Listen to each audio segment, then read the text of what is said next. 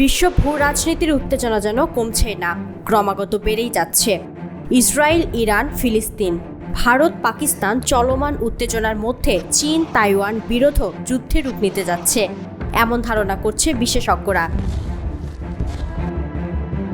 তাইওয়ানের সঙ্গে সোমালিল্যান্ডের নতুন কোস্টগার্ড সহযোগিতা চুক্তিকে কেন্দ্র করে চরম ক্ষোভ প্রকাশ করেছে চীন। বেজিংয়ের অভিযোগ, এটি চীন নীতির সরাসরি লঙ্ঘন এবং চীনের সার্বভৌমত্বের ওপর আঘাত। চীনের সোমালিয়া দূতাবাস থেকে প্রকাশিত এক বিবৃতিতে জানানো হয়, গত 24 জুলাই তাইফেই সফরে সোমালিল্যান্ডের পররাষ্ট্রমন্ত্রী আব্দি রহমান ও তার প্রতিনিধি দল এই চুক্তি স্বাক্ষর করেছেন। দূতাবাস বলছে, তাইওয়ান চীনের অবিচ্ছেদ্য অংশ। একমাত্র বৈধ সরকার হল গণপ্রজাতন্ত্রী চীন। এ ধরনের পদক্ষেপ সম্পূর্ণ অবৈধ ও আত্মপ্রবঞ্চনা ছাড়া কিছু নয়। চীন আরও সতর্ক করে বলেছে, এই সহযোগিতা কোনোভাবেই তাইওয়ানের স্বাধীন স্বীকৃতি আনতে পারবে না এবং চীনের অবশ্যম্ভাবে পুনঃ একত্রীকরণ রোধ করা সম্ভব নয়। বেইজিং তার অবস্থান সমর্থনে ইতিহাসের একাধিক দলিলের উল্লেখ করেছে। এর মধ্যে আছে 1943 সালের কায়রো ঘোষণা, 1945 সালের পোটাসডাম প্রোক্লেমেশন এবং 1971 সালে জাতিসংঘ সাধারণ পরিষদের 2758 নং প্রস্তাব।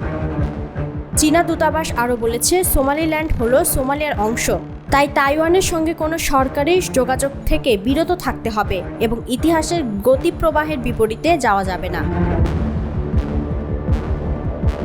প্রসঙ্গত, তাইওয়ান বা সোমালিল্যান্ড কোনোটি এখনও আন্তর্জাতিকভাবে পূর্ণ স্বীকৃতি পায়নি। তবে বাস্তবে উভয় অঞ্চলেই স্বশাসিত এবং সাম্প্রতিক বছরগুলোতে তারা ঘনিষ্ঠ কূটনৈতিক সম্পর্ক গড়ে তুলেছে। তবে নতুন কোস্টগার্ড চুক্তিকে দুই পক্ষই বলেছে অন্তত কৌশলগত পদক্ষেপ।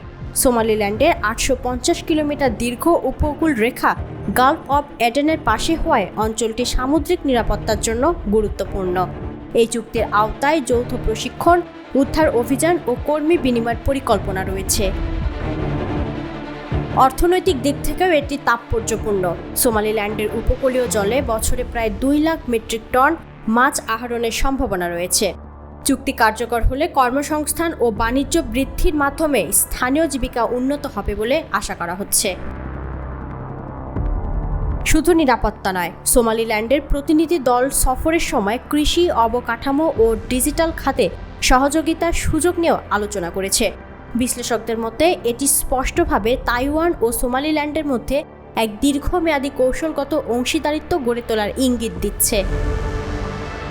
এদিকে চীনের কঠোর প্রতিক্রিয়ার পর এখন নজর সবার একটাই, বেইজিং কি কোনো প্রতিশোধমূলক পদক্ষেপ নেবে নাকি চাপের মধ্যেই চলতে থাকবে তাইওয়ান সোমালিল্যান্ডের এই নতুন কূটনৈতিক উদ্যোগ।